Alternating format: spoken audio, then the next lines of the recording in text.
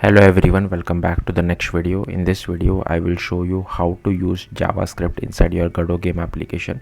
So this video is not about replacing GD script with JavaScript. It is more likely like it is more of like using a JavaScript API inside your Godot game engine, because not all the web features are directly available via GD script, right?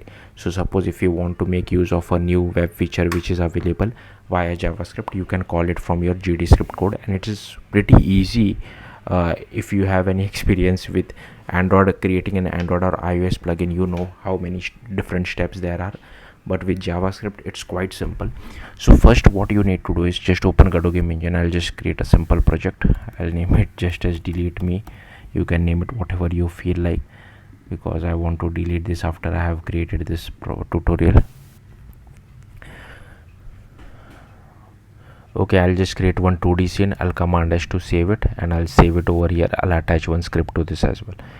Okay, and all I will do is I'll just copy this code. So suppose I want to add two numbers. So this is how I define a number variable, maybe inside JavaScript, and this is how you define another variable, like not another variable, but basically we are just doing the addition, and whatever is the result we are just printing it to the console. So I can basically literally copy paste this, and I can paste it over here inside the ready.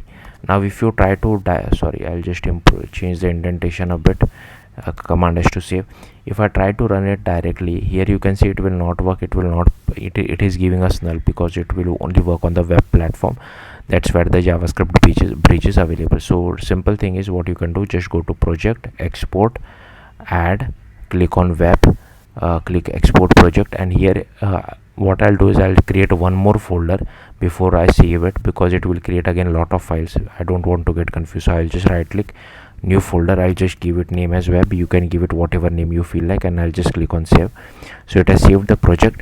Now to run the project, I'll just open VS Code, because according to me that's the easiest way to get started. So I'll just open a new window, and I'll just go to samples, sorry, not here. I'll just go to delete me folder, and I'll just open this web project over here, and here you can see now how to run it. Some of you might be thinking just drag and drop the HTML file inside your browser and it will work. It will not work. You would require a live server or some kind of a server like a Python server or Node.js server to run this.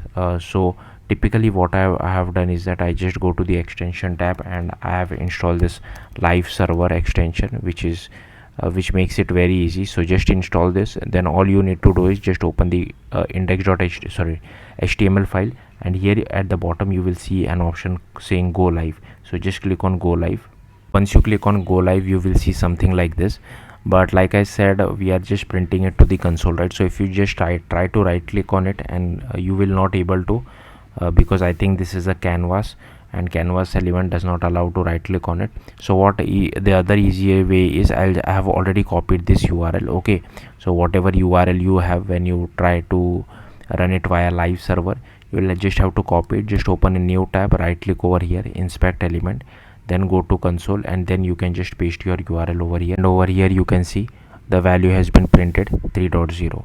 okay, now so there are more complex things you can do as well. So suppose here you can see they have given a feature like, if you want to do it multi-line, you can use this 3 quotes as well if you want to do it multi-line.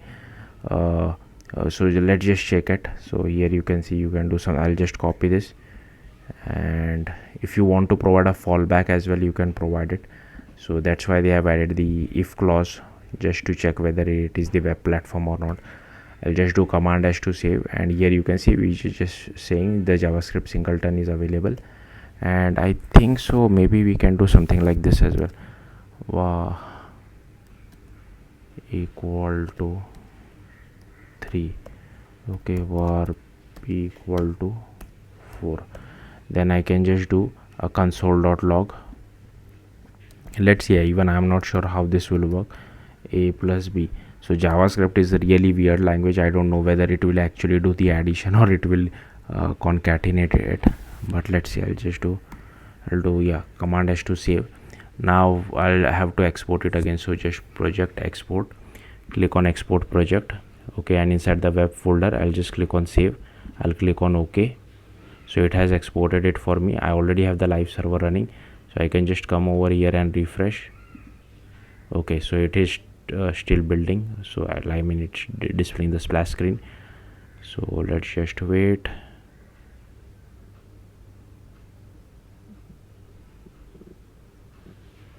And here you can see JavaScript bridge singleton is enabled, and here we are getting the addition value as 7. So yeah, hopefully you got the point. That's it. Thank you for watching. Bye.